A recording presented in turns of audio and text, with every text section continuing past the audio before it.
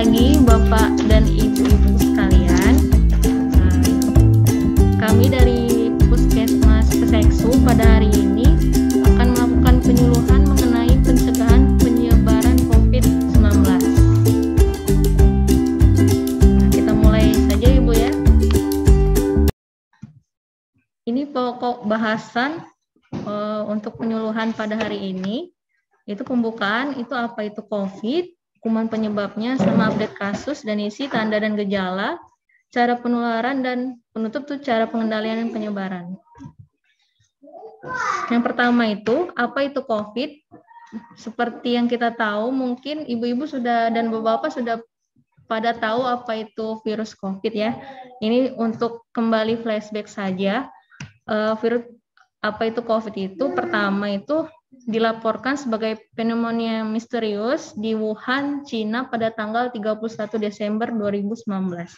Dan pada tanggal 30 Januari 2020, WHO menyatakan virus COVID tersebut sebagai Public Health Emergency International Concern. Dan pada 11 Februari 2020, WHO menyebut penyakit pneumonia misterius tersebut dengan nama resmi yaitu SARS-CoV-2, dengan nama penyakitnya itu COVID-19. Dan pada tanggal 2 Maret 2020, ada 2 kasus terkonfirmasi positif di Indonesia. Dan ini virus penyebab COVID-19.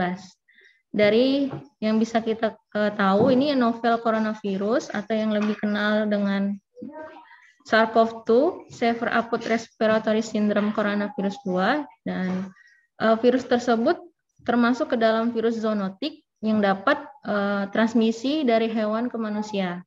Mungkin Bapak Ibu sudah pernah tahu mungkin penyebab dari virus tersebut itu karena kelelawar ya Bu ya, Pak. Virus bersirkulasi di hewan seperti unta, kelelawar tadi yang seperti saya bilang, dan musang. Nah ini istilahnya tuh COVID itu sudah menghentikan seluruh kegiatan yang ada di dunia ini, seperti kayak World Cup, seluruh kegiatan-kegiatan yang ada di dunia. Nah ini update kasusnya. Per tanggal 10 Juli 2021 ini kasus aktif itu sendiri naik sekitar 5.700. Dan terkonfirmasi itu 35.094, yang sembuhnya 28.561, dan yang meninggalnya 826. Bisa kita bandingkan dengan yang per tanggal 11 Juli kemarin ya. Itu naiknya sekitar 1000-an. Kan tadi ini 35.000, yang ini jadi konfirmasinya jadi 36.197 Ibu. Bapak sekalian. Jadi betapa cepat penyebaran dari virus COVID itu sendiri. Dan ini kasus baru harian COVID di Indonesia. Nih, dari per 1 Juni ini grafiknya naik terus sampai pada 10 Juli kemarin itu kasus barunya sekitar 35.000. Dan ini naiknya sangat pesat. Jadi betapa bahayanya penyakit COVID-19 ini. Nah ini untuk perkembangan di Lahat Bu ya. Di Lahat ini tanggal 10 Juli sudah positif itu 1.362 dengan kenaikan per hari itu 104, dan yang masih proses, masih suspek itu masih banyak. Nah ini per tanggal 11 Juli kemarin ini naiknya jadi 130 Ibu. Jadi sekitar sekarang tuh 1.492 kasus di Lahat. Jadi emang di Lahat ini sudah masuk zona merah Ibu. Nah, ini ada tanda dan gejala COVID-nya, Ibu. Seperti kita tahu, misalnya ada demam, ada batuk, sering disertai sesak nafas, ada nyeri-nyeri tenggorokan sama sakit kepala. Itu gejala awalnya. Bisa juga disertai dengan pegal-pegal dan nyeri otot. Atau bisa juga dengan gejala diare itu juga bisa, Ibu. Beberapa pasien juga mengeluhkan ada keluhan diare. Nah, ini orang-orang dengan resiko tinggi, Bu. Dengan beberapa orang yang memiliki penyakit penyerta seperti hipertensi, diabetes, jantung, asma, dan gagal ginjal, dan berusia lanjut, sama memiliki daya tahan tubuh yang rendah, imunitas rendah. Nah, ini orang-orang dengan resiko tinggi yang mudah tertular COVID-19. Nah, cara penularannya itu bisa dari individu yang terinfeksi melalui droplet dari batuk atau bersin, kontak dekat seperti menyentuh atau berjabat tangan. Misalnya orang yang terinfeksi itu bersin kan, tidak pakai masker, terus menyentuh barang-barang yang ada di sekitarnya, terus disentuh sama orang yang sehat tanpa mencuci tangan terlebih dahulu, itu bisa. Atau kontaminasi dari feses, tapi itu jarang. Nah, cara pencegahan penyebaran COVID itu sendiri, Bapak dan Ibu pasti sudah tahu dengan slogan 3M kan? Menggunakan masker, mencuci tangan, sama menjaga jarak. Mungkin ditambah lagi dengan 2M lainnya, itu menjauhi kerumunan sama mengurangi mobilitas. Dari menggunakan masker ini, itu kita dapat manfaatnya, dapat melindungi diri sendiri dan melindungi orang lain, sehingga tidak dapat mengeluarkan virus ke orang lain. Dan mencuci tangan. Mencuci tangan ini dengan air mengalir dan sabun, sekitar 20-30 detik dengan 6 langkah cuci tangan. Bapak Ibu sekalian sudah tahu belum bagaimana caranya cuci tangan 6 langkah? Belum, nanti ada videonya ya. Nah, ini ada menjaga jarak. Apa? Oh ya, nanti ada videonya itu, Pak. Bisa dilihat ya. Menjaga jarak 2 meter nih, kalau dengan orang. Makanya kalau misalnya pergi kemana-mana itu, di kursi kan sering ada tanda silang. Itu bukan berarti, ya itu tadi, biar berjarak 1,5 sampai 2 meter. Supaya, itu tadi, kalau misalnya droplet itu, kalau misalnya kita batuk itu bisa keluar tuh sampai 2 meter kalau kita nggak pakai masker atau bersin. Nah, nih menjauhi kerumunan. Kalau misalnya sekarang kan banyak yang acara-acara kondangan, mungkin dikurang-kurangin dulu ya, pergi-pergi ke tempat yang ramai gitu. Terus kurangi mobilitas, lebih baik mantap-mantap di rumah saja gitu, hindari berpergian keluar rumah kalau tidak perlu-perlunya. Nah, ini sama ditambah tindakan vaksin. Bapak Ibu sekalian sudah pada vaksin kan pasti ya? Nah, ada yang belum? Ada yang belum. Kenapa Bu menyusui? Hamil. Hamil. Oh ya, nanti boleh ke puskes. Dan ini manfaat dari vaksin itu sendiri Bu ya. Dapat menurunkan angka penderita dan kematian, dorongan terbentuknya kekebalan kelompok, melindungi dan perkuat sistem kesehatan masyarakat secara menyeluruh, sama menjaga produktivitas dan minimalkan dampak sosial. Nah, ini ada video bagaimana vaksin itu bekerja di dalam tubuh kita. Nah, ini cara kerja vaksin dalam tubuh manusia ya Pak ya. Cara kerja vaksin dalam tubuh manusia ya Bu. Jadi kita tuh vaksin tersebut ini membentuk misalnya itu imun kita itu. Jadi kalau misalnya kita terpapar sama virus, jadi tubuh kita tuh sudah mengenalin, jadi bakal dilawannya gitu.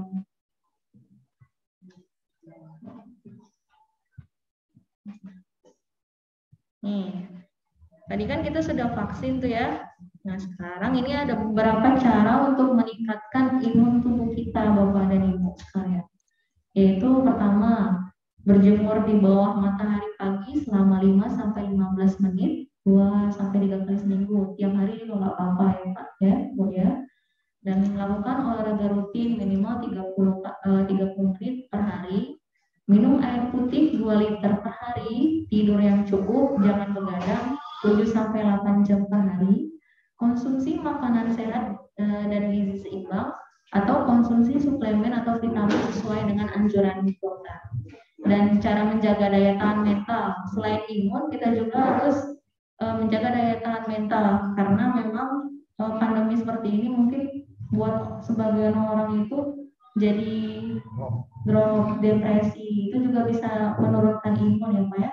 Nah jadi untuk menjaga daya tahan mental itu kita harus rajin beribadah dan tidak panik, menjaga hubungan baik dengan orang-orang sekitar kita, sama bijak memilih informasi.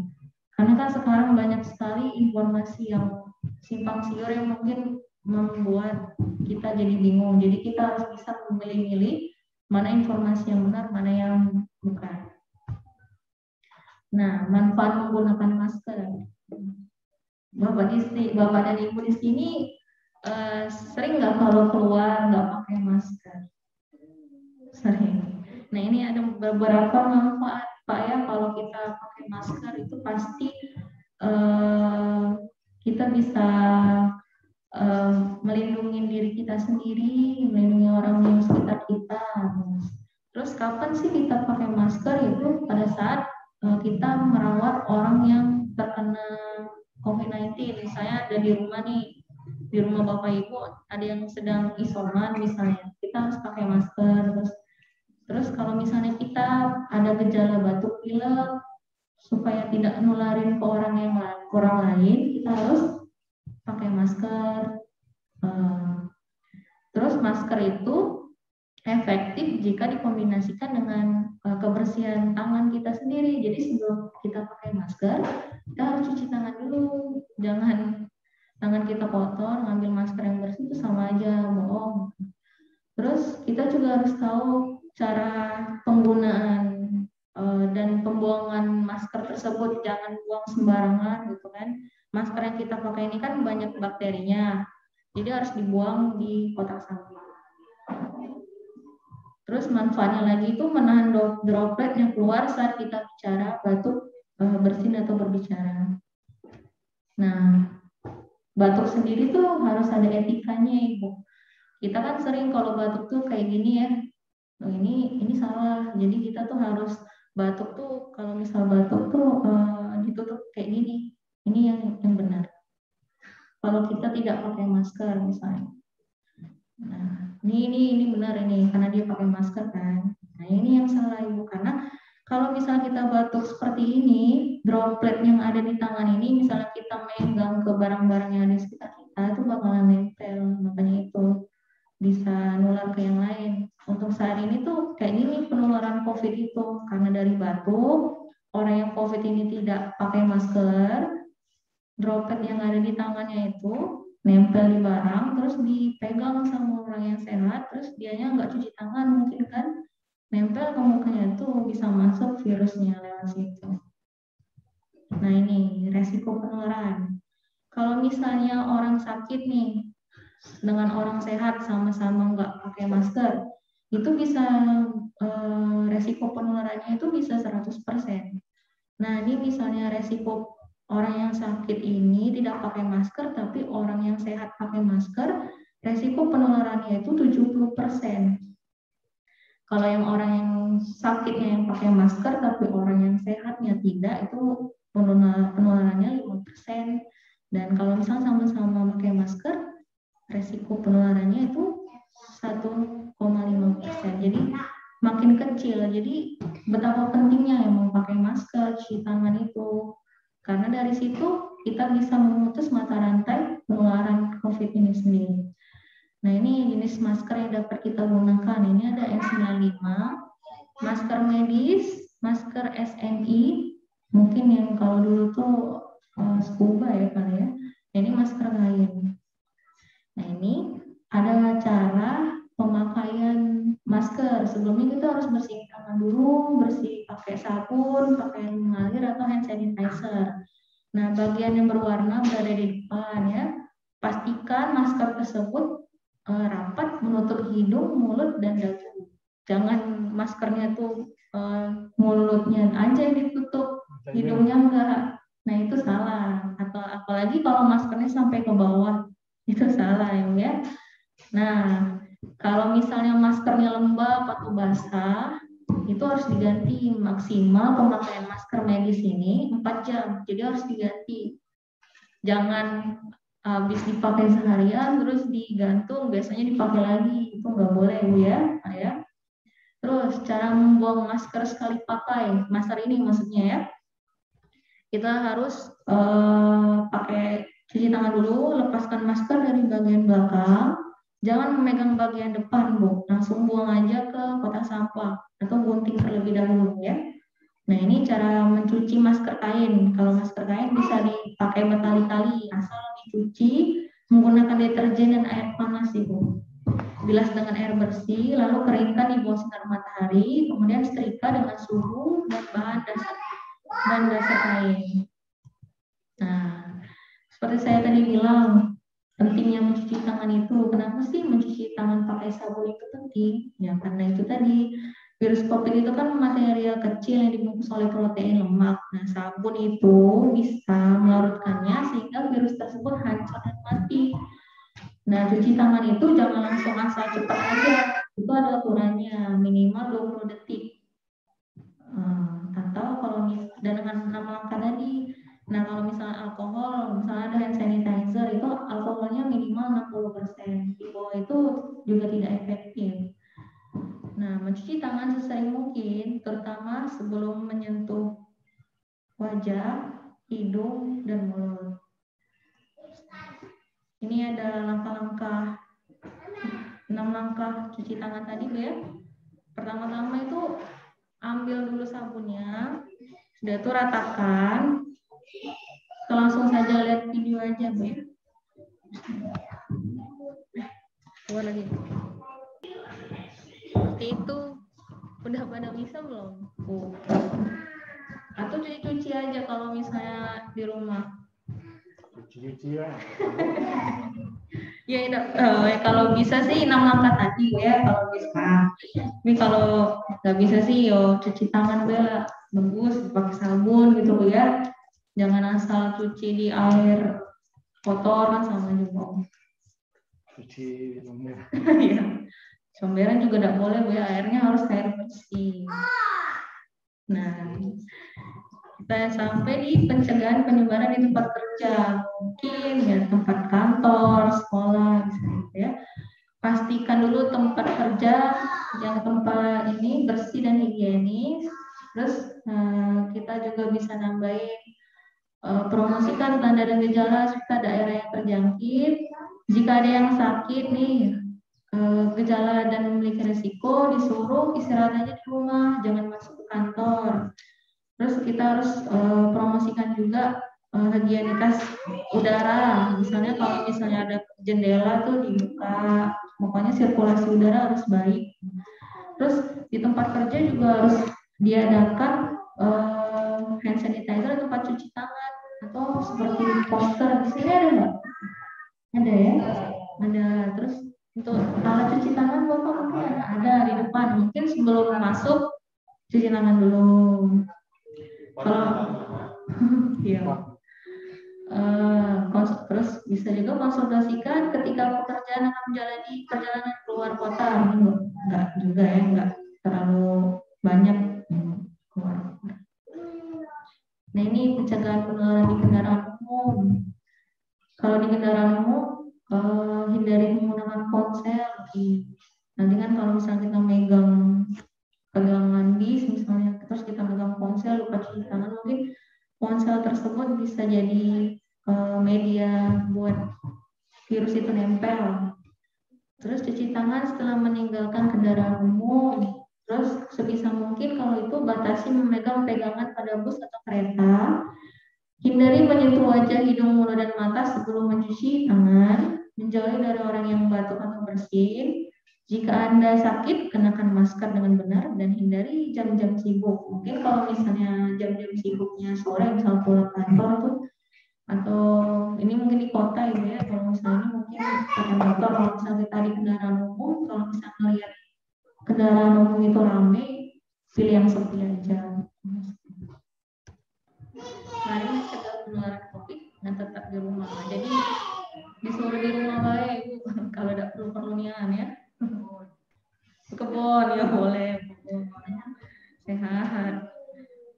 Nah, ini udah sampai di kesimpulan nih. Kesimpulan yang pertama itu penyebaran virus COVID-19 itu dapat dicegah dengan menerapkan slogan 5M tadi. Apa itu yang pertama tadi? Memakai masker, menjaga jarak, cuci tangan. Nah, sama yang kelima tadi mengurangi mobilitas, ya.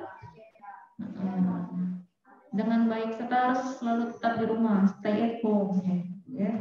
Nah, yang kedua ini hal yang paling penting yang harus dilakukan. Yang paling penting tadi sederhana tadi, mencuci tangan 40 sampai 60 detik pakai sabun dan air mengalir yang bersih, Bu ya.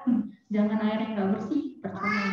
Atau menggunakan hand sanitizer dengan alkohol minimal 60%, ya. Kalau di bawah itu percuma. Terus sama memakai masker dengan baik dan benar. Mulut, hidung semua itu harus tertutup.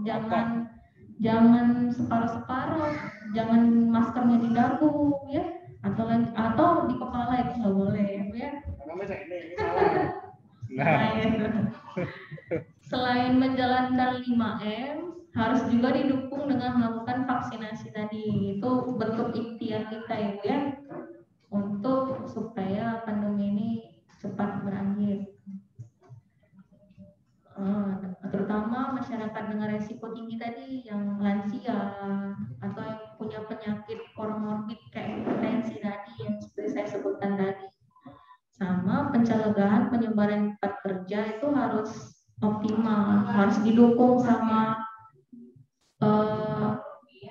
petugas atau yang di kantor itu sendiri, harus sama-sama saling mendukung gitu.